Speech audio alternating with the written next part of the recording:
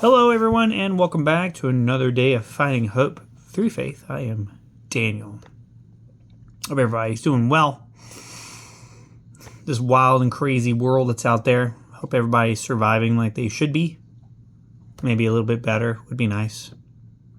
Hope everybody's doing well. Anyway, we're in Joshua chapter 23, and we're gonna keep moving on. Last time, we're almost at the end of Joshua. Look at that. We're getting into Judges next. This is the last two chapters. We're getting into Judges, so that's good. Last time we were here, it was all still dividing land, which is fine. I mean, in here, it lets you know where the land went. So I guess that's important to some people, and the fact that they made another altar. But they were kind of upset. But it all worked out in the end, of course. They didn't get the wrath of God brought down upon them, so I would call that a win. I don't know if you'd call that a win, but I would definitely call that a win. I imagine when God brings his wrath upon you and you die, you don't go to heaven. You just cease to exist. And that's more frightening than going to hell. It's just not existing anymore. Like, poof, you're gone from the cosmos, history books, everywhere. You're just gone. Obviously not in the history books, but just poof. Bye. Anyway, let's get into it. Joshua chapter 23. All right. Many years later, after the Lord had given the Israelites rest from their enemies round about them, and when Joshua was old and advanced in years, he summoned all Israel, including their elders, leaders, judges, and officers, and said to them, I am old and advanced in years. You have seen all that the Lord your God has done for you against all these nations. For it has been the Lord your God himself who fought for you. Bear in mind that I have apportioned among your tribes as their heritage the nations that survive, as well as those I destroyed, between the Jordan and the Great Sea in the west. The Lord your God will drive them out and dislodge them at your approach, so that you will take possession of their land as the Lord your God has promised you. Therefore, strive hard to observe and carry out all that is written in the book of the law of Moses. Now, that's the second time somebody has warned these people to do God's bidding. Let's keep moving. Not straying from it in any way, or mingling with those nations while they survive among you. You must not invoke their gods, or swear by them, or serve them, or worship them. But you must remain loyal to the Lord your God, as you have been to this day. Again, it gives that warning, man. But I feel like even more now that they're going to take the advice to heart, because, I mean, I could be wrong, because if they keep seeing, if they're following the Lord's rule, then he's always going to have their back, and they don't have to worry about anything. At your approach, the Lord has driven out large and strong nations, and to this day, no one has withstood you. Once one of you puts to flight 1,000, because it is the Lord your God himself who fights for you, as he promised you. Take great care, however, to love the Lord your God. For if you ever abandon him and ally yourselves with the remnant of these nations while they survive among you, by intermarrying and intermingling with them, know for certain that the Lord your God will no longer drive these nations out of your way. Instead, they will be a snare and a trap for you, a scourge of your sides and thorns for your eyes, until you perish from this good land which the Lord your God has given you. That's something they should heed very heavily. Today, as you see, I am going the way of all men. So now acknowledge with your whole heart and soul that not one of all the promises the Lord your God made to you has remained unfulfilled. Every promise has been fulfilled for you, with not one single exception. But just as every promise the Lord your God made to you has been fulfilled for you, so will he fulfill every threat, even so far as to exterminate you from this good land which the Lord your God has given you. If you transgress the covenant of the Lord your God, which he enjoined on you, serve other gods and worship them, the anger of the Lord will flare up against you, and you will quickly perish from the good land which he has given you. Well, damn. Good Lord. That's a smack in the face if I ever heard one. That's wild. Don't do this. Don't do this. He's like, don't do it. He's like, you don't want to see what's going to happen. Joshua gathered together all the tribes of Israel at Shechem, summoning their elders, their leaders, their judges, and their officers. When they stood in the ranks before God, Joshua addressed all the people. Thus says the Lord, the God of Israel. In the times past, your fathers down to Terah, father of Abraham and Nahor, dwelt beyond the river and served other gods. But I brought your father, Abraham, from the region beyond the river and led him through the entire land of Canaan. I made his descendants numerous and gave him Isaac.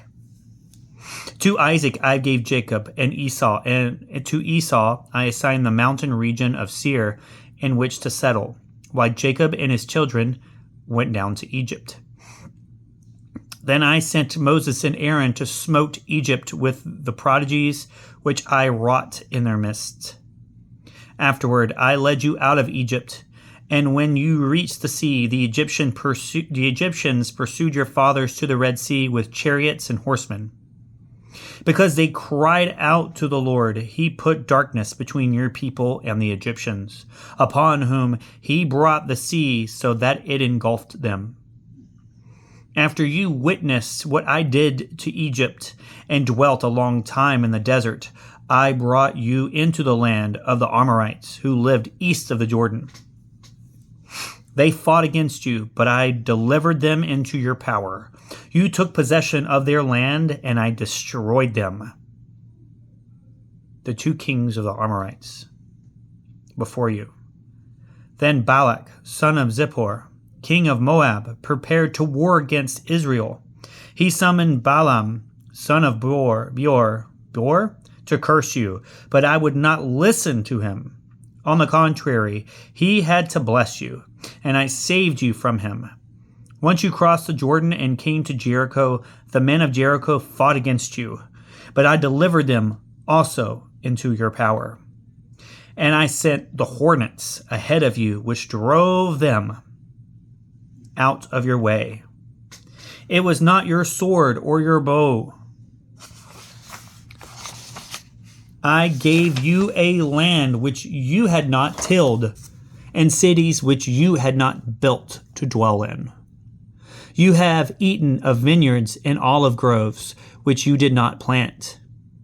Now therefore fear the Lord and serve him completely and sincerely. Cast out the gods your fathers served beyond the river and in Egypt and serve the Lord. If it does not please you to serve the Lord, decide today whom you will serve.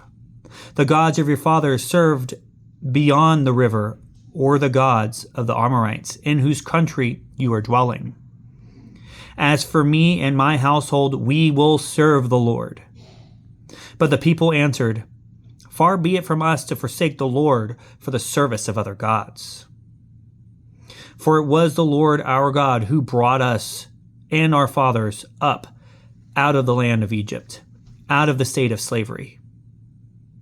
He performed those great miracles before our very eyes and protected us along our entire journey and among all the peoples through whom we passed. At our approach, the Lord drove out all the peoples, including the Amorites who dwelt in the land. Therefore, we also will serve the Lord, for he is our God. Joshua in turn said to the people, "You may not be able to serve the Lord, for he is a holy God. He is a jealous God who will not forgive your transgressions or your sins. If after the good he has done for you, you forsake the Lord and serve strange gods, he will do evil to you and destroy you." But the people answered Joshua, "We will still serve the Lord." Joshua therefore said to the people, "You are your own witnesses that you have chosen to serve the Lord." They replied, "We are indeed." Now therefore, put away the strange gods that are among you, and turn your hearts to the Lord, the God of Israel.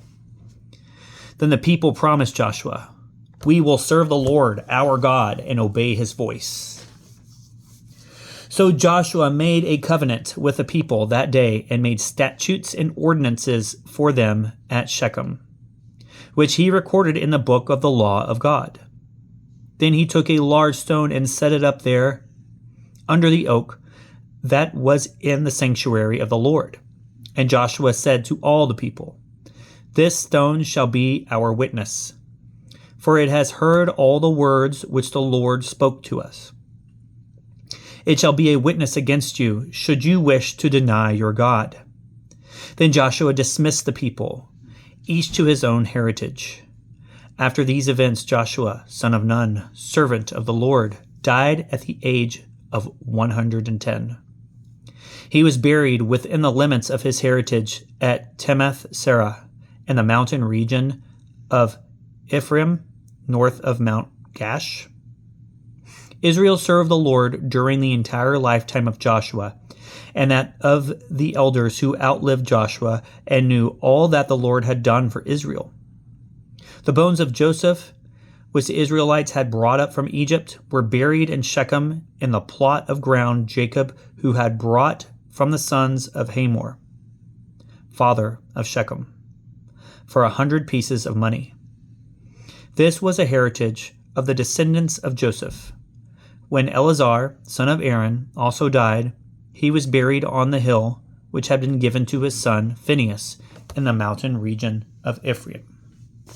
Beautiful. And that is it. That's all of Joshua. Now we go into Judges next time.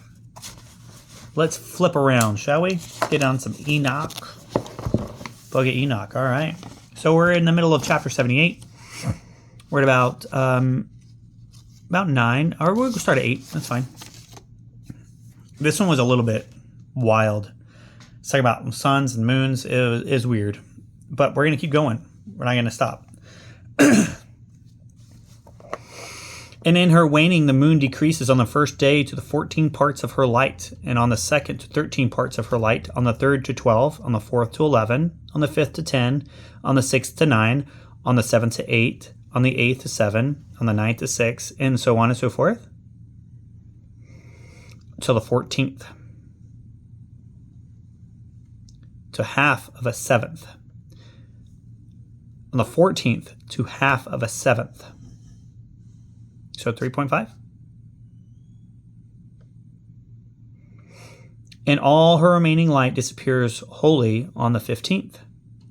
And in certain months, the month has 29 days and once 28. And Uriel showed me another law.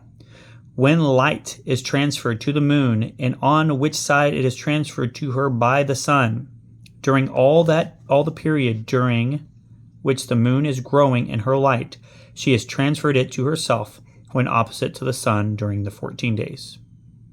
Her light is accomplished in the heaven. And when she is illuminated throughout, her light is accomplished full in the heaven. And on the first day she is called the new moon. For on that day the light rises upon her. She becomes full moon exactly on the day when the sun sets in the west. And from the east she rises at night, and the moon shines the whole night, through till the sun rises over against her, and the moon is seen over against the sun. On the side whence the light of the moon comes forth, there again she wanes till all the light vanishes, and all the days of her month are at an end. and her circumference is empty, void of light. And 3 months she makes of each, in which she accomplishes her waning in the first period of time, and in the first portal for 177 days. And in the time of her going out, she appears for 3 months of 30 days each, and for 3 months she appears of 29 each. At night she appears like a man for 20 days each, and by day she appears like the heaven, and there is nothing else in her save her light. Okay. It's the moon. Like a man. What is that? What does that even mean? At night she appears like a man for 20 days each time. What does that mean? Can somebody explain that to me? I don't know. All right, let's keep going. Enoch 1, chapter 79. And now, my son, I have shown thee everything, and the law of all these stars of the heavens is completed. And he showed me all the laws of these for every day, and for every season of bearing rule, and for every year, and for its going forth, and for the order prescribed to it every month and every week, and the waning of the moon, which takes place in the 6th portal. For in this 6th portal her light is accomplished, and after that there is the beginning of the waning, and the waning, which takes place in the 1st portal in its season, till 177 days are accomplished, reckoning according to weeks, 25 weeks and 2 days. She falls behind the sun and the order of the stars exactly 5 days in the course of one period. And when this place which thou seest has been traversed, such is the picture and sketch of every luminary which Uriel the archangel, who is their leader, showed unto me. Okay. Enoch 1, chapter 80. And in those days the angel Uriel answered and said to me, Behold, I have shown thee everything, Enoch, and I have revealed everything to thee, that thou shouldest see this sun and this moon, and the leaders of the stars and of the heavens, and all those who turn them, their tasks and times and departures, perversion of nature, and the heavenly bodies owning to the sin of men.